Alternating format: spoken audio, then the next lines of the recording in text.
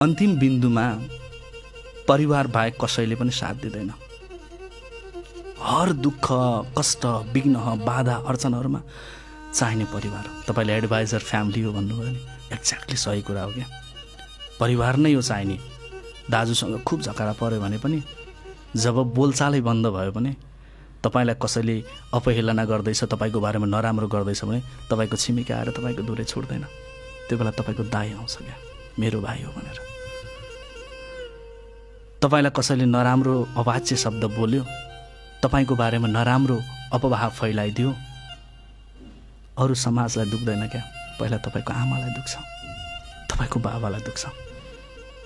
किनकि निस्वार्थ प्रेम गरेका छन् नि त आमा र बाबाले, स्वार्थ छैन।